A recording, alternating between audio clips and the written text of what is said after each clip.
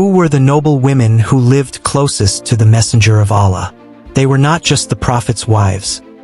They were the mothers of the believers, the mothers of the entire Muslim Ummah. Behind every major moment in the life of Prophet Muhammad, there were remarkable women whose stories are rarely told. Some were the first to believe, some memorized hundreds of hadiths, some offered wisdom that saved the Ummah, and some married the Prophet and brought freedom to their entire tribe. These are the sacred women who stood beside the Messenger, stories you may have never heard told in this depth before. 1. Khadijah bint Khuwaylid. Picture Makkah before the time of prophethood. In that city lived a noble woman named Khadijah bint Khuwaylid. From the Quraysh tribe, respected, intelligent, and a leader in trade. She was the first to recognize the honesty of young Muhammad.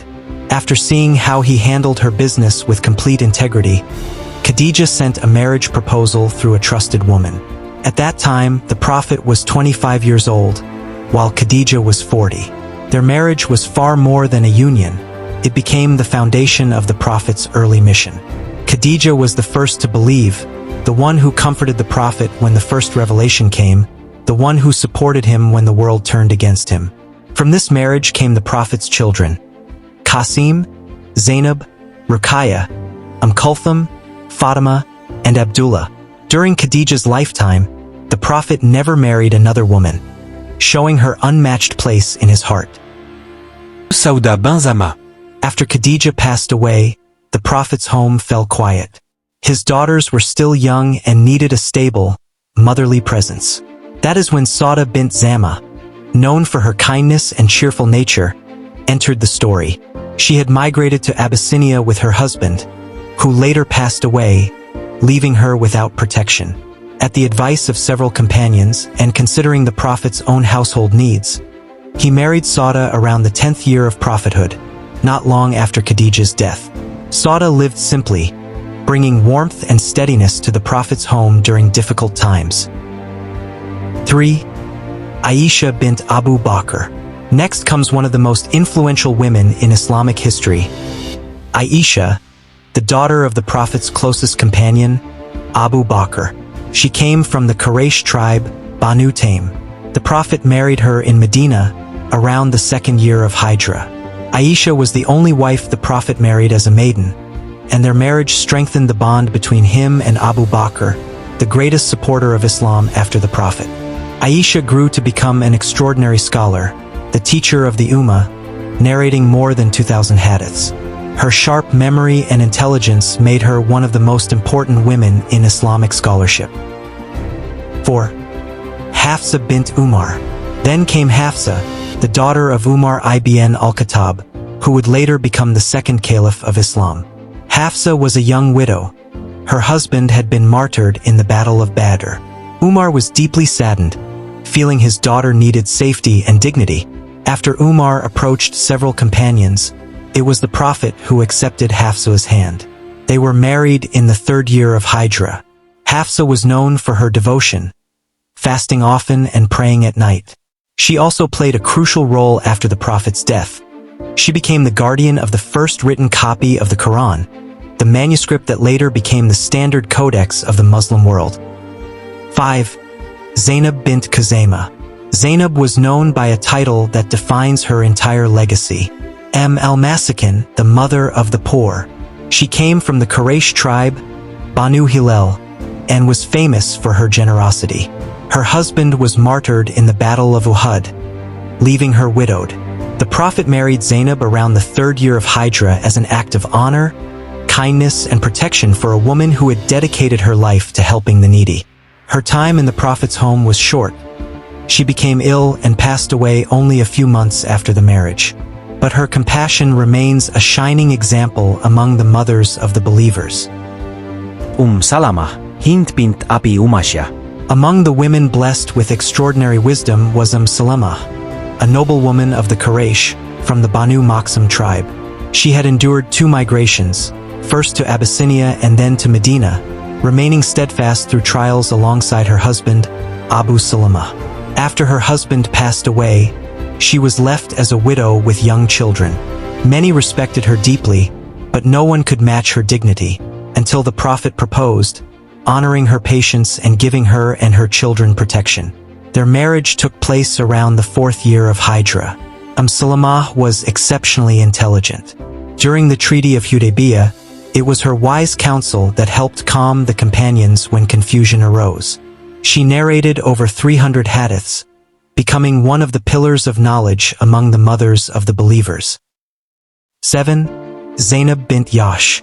Zainab was from the Quraysh tribe, Banu Asad, and she was also the Prophet's cousin. But her marriage to him came in a unique way. It was ordained directly by Allah in the Qur'an. She had previously been married to Zayd ibn Haritha, the Prophet's adopted son. When their marriage ended, Allah revealed a command for the Prophet to marry Zainab, abolishing the pre-Islamic belief that adopted children were equivalent to biological children in terms of lineage and legal rulings. Their marriage took place in the 5th year of Hijrah. Zainab was known for her devotion. She prayed often, fasted frequently, and gave charity generously. Aishah once said about her, "I have never seen a woman more righteous in worship than Zainab."